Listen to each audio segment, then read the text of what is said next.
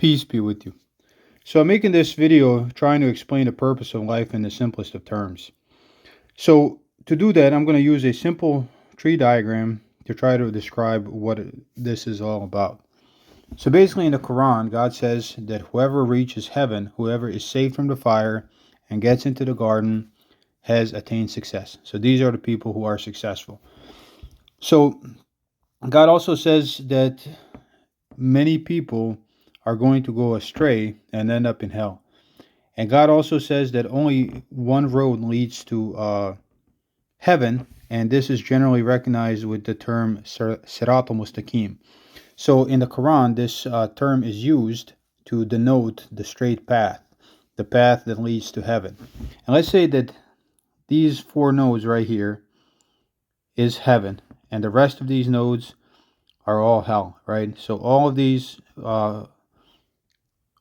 other roads lead to hell, and only Sirat al-Mustaqim, the straight path, leads to heaven. So this is why Muslims, when they pray, they recite the chapter Fatiha or Surah Fatiha, and in it they say, Ihdina Sirat al-Mustaqim, guide us on the straight path, right? The path of those whom you have blessed, basically the people who are going to heaven. Also, in another part of the Quran, God tells us what Sirat al-Mustaqim, or the straight path, kind of consists of: general behaviors that are absolutely non-negotiable with God. And this is in chapter 6, verses 151 to 153. And in these verses, they start with the command kul, or say. So Prophet Muhammad is commanded to say this to us, and you can be rest assured that he actually said it. So he stands in front of his people and then obeys God and says the following: Come, let me tell you what your Lord has made forbidden for you, that you should associate anything with him, and do good to your parents, and do not kill your children out of fear of poverty. We provide for you and for them. And do not approach fawahisha, which is sexual immorality, whether it's concealed or out in the open. And do not kill a soul that God has made forbidden except for the requirements of justice. These are his commandments to you, that you may understand. And do not approach the property of an orphan except in the most righteous manner until they reach maturity. And give full weight and measure with justice. We do not burden a soul beyond its ability. And when you speak, be just, even if it's against family. And keep your deal with God. These are his commandments to you, that you may be mindful, that you may keep them in your mind. And then he finishes by saying, and this is my Sirat al-Mustaqim. So he tells people this is the path that leads you to heaven. So follow it, and do not follow any other paths. These are his commandments to you, that you may be careful of your duty to God. So essentially, being careful of our duty to God entails a few basic moral commandments. Now, what I just recited is not the complete list, but it's a vast majority of the list. The rest of the Quran really kind of expands upon these notions and explains on them.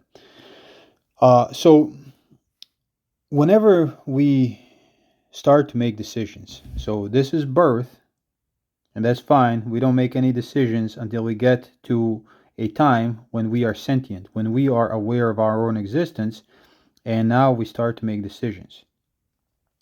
Once we start to make decisions, all of life is about that. Either you're going to obey God or you're not going to obey God. Even like with the food you eat, or other more important moral decisions, like if you're going to tell a lie, if you're going to cheat somebody. So you come here and you decide, well, I want that job, so I'm just going to lie. So it leads you to a new destiny. And coincidentally, this is a good way to explain how destiny and free will coexist. So destiny is that all of these nodes exist. There's infinite number of them. And free will is that you are going to come. So destiny is that you're going to come to that you are going to come to these choices, and then free will is which way you decide to go. So you come here and you decide to lie. Then you come here and you decide to commit fawahisha. Then you come here and you decide to steal from somebody. So the more you disobey God, the farther you are away from this goal, right? This is the goal of life. This is success. This is everything. And the more bad choices you make, the farther away you are. And this is what it's meant by when God says in the Quran, and whoever does an atom weight of good will see it, and whoever does an atom weight of evil will see it. So the culmination of our choices, or the sum of our choices decides where we're headed. Now, the longer we live and the more bad choices we make, the further away we are from the actual goal of life. And now this isn't a complete picture because these arrows, you can start to make right choices, right? So while you're young, while you're down here, and you can make a few bad choices and still have, just be kind of like right here and still have plenty of time to start to make decisions. But once you get old and you're all the way over here, and now you have to start to make good choices, and you need a lot of good deeds to get back to where you want to go. So this is why it's important not to make all these mistakes, because you may not have enough time to collect enough goodness to actually be able to walk on the right path, or get to where the right path is going. So this is why it's very important to walk on Sirat al-Mustaqim, to know what it is. Now, in order to help us make the correct decisions at each of these nodes, we need to remember God.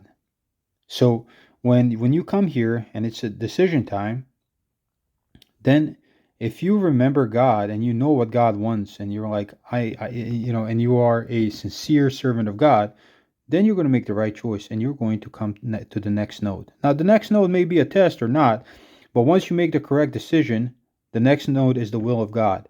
Once you make the wrong decision, this is destiny still, but you're not following God's will. You're following your own desires, so your own destruction. It's not God to blame for this.